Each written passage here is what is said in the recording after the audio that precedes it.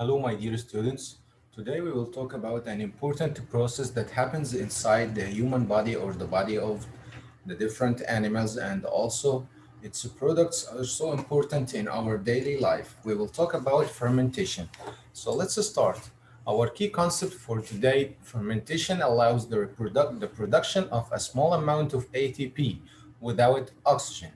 The main ideas: number one, fermentation allows glycolysis to continue. Number two, fermentation and its products are important in several ways, and we will see how. Let's start by an introduction. Think about a time when you worked or exercised hard. Maybe you moved heavy boxes or furniture, maybe playing basketball. You found yourself repeatedly running up and down in the court. Your arms and legs began to feel heavy, and they seemed to lose strength. Your muscles became sore. You have an ache in your muscle, and you even when you rested up, you kept breathing hard. This is because your muscles were using fermentation. So what about fermentation itself? The cells in your body cannot store large amounts of oxygen for cellular respiration. Then, the amount of oxygen that is provided by breathing is enough for your cells during normal activities like reading or talking to friends. This is the amount of oxygen is enough. Your body can maintain its oxygen levels. But what about this sprinter?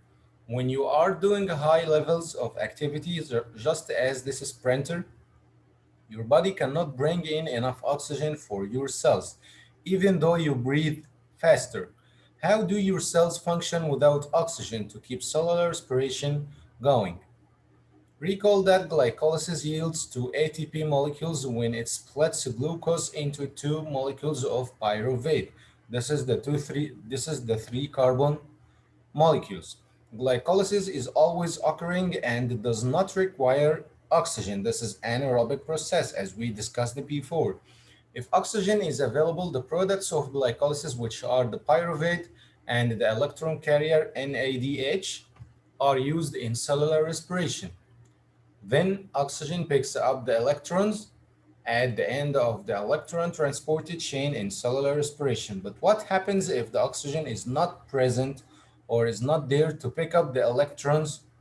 The production of ATP without oxygen continues through the anaerobic process of glycolysis and fermentation.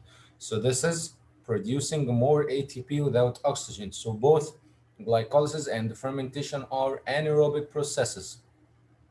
Fermentation does not make ATP, but it allows the glycolysis to continue. Look at this diagram, glycolysis.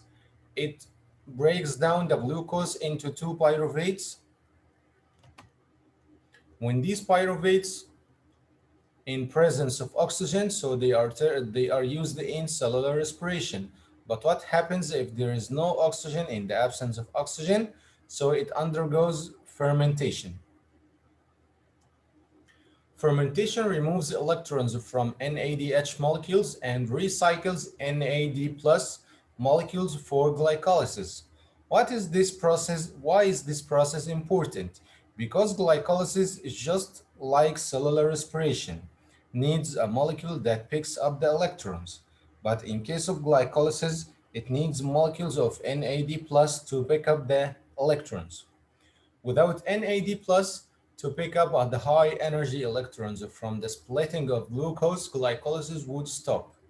When the high energy electrons are picked up, though, a eukaryotic cell can continue breaking down glucose and other simple sugars to make a small amount of ATP.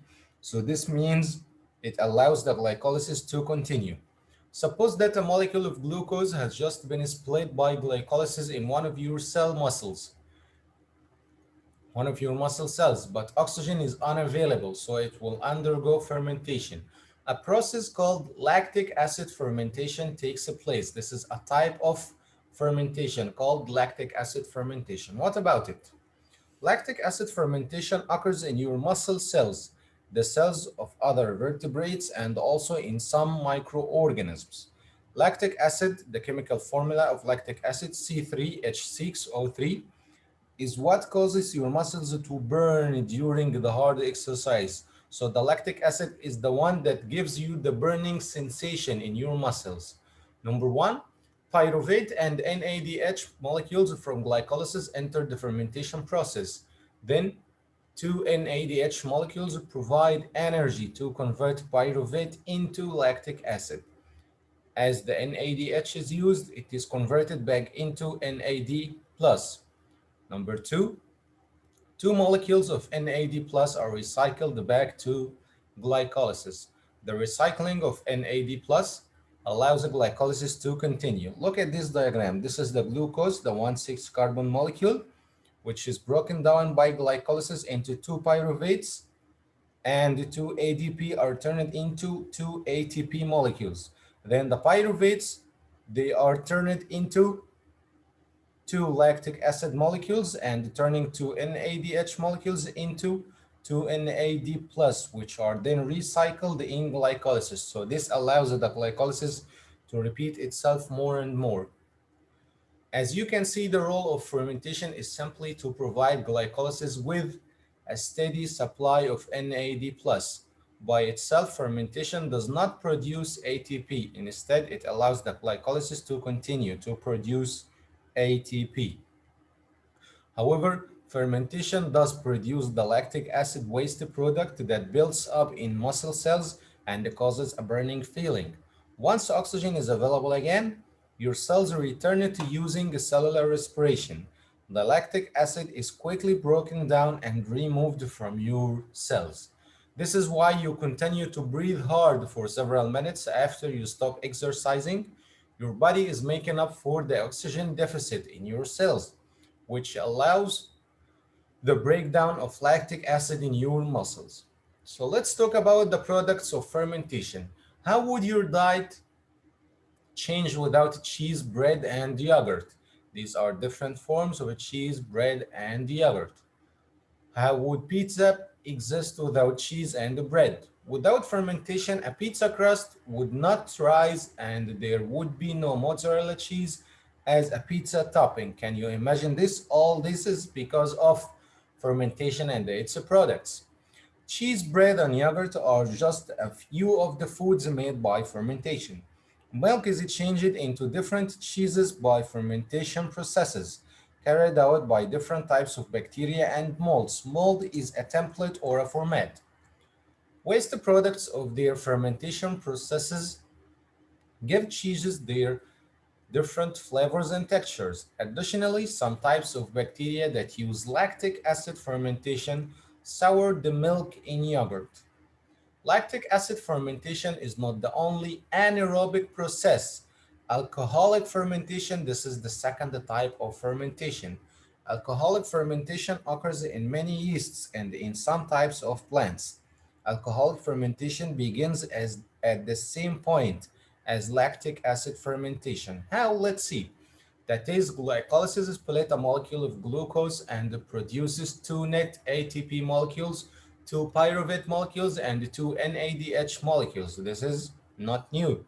Pyruvate and NADH enter alcoholic fermentation. Okay, number one, pyruvate and NADH from glycolysis enter alcoholic fermentation. Two NADH molecules provide energy to break down pyruvate into alcohol and carbon dioxide.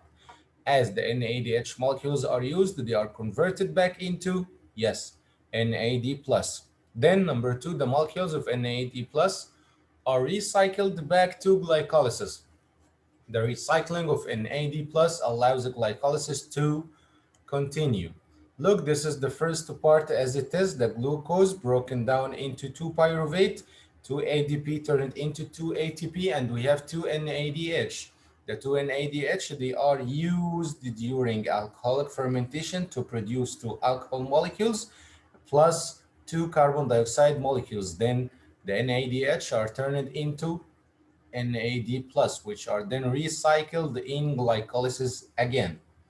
The products of this process are two molecules of an alcohol, often ethyl alcohol, and the two molecules of carbon dioxide and also two molecules of NAD+. Just like lactic acid fermentation, alcoholic fermentation recycles NAD+, and also allows the glycolysis to keep making ATP. Alcoholic fermentation in yeast is particularly useful. Why? When bread or pizza crust is made, the yeast is used to cause the dough to rise. The yeast breaks down sugars into the dough through glycolysis and alcohol fermentation. The carbon dioxide gas produced by alcoholic fermentation causes the dough to puff up and rise. When the dough is baked, the alcohol that is produced during fermentation evaporates into the air, and the yeast in dough is killed by the heat of baking. Bacteria that rely upon fermentation play a very important role in the digestive system of animals, like our digestive system. We have bacteria inside our digestive system. Microorganisms in the digestive tract of animals, including humans, must obtain their ATP from anaerobic processes because oxygen is not available. Without them, neither you nor other animals would be able to fully digest food. Why? Because these bacteria continue to break down molecules by taking in undigested material for their needs. The additional breakdown of materials by the digestive bacteria allow the host organism or the host animal like us to absorb more nutrients from the food. This is the importance of bacteria to our digestive system and to our body. I hope you enjoyed this episode. See you in the next one. Thank you guys and goodbye.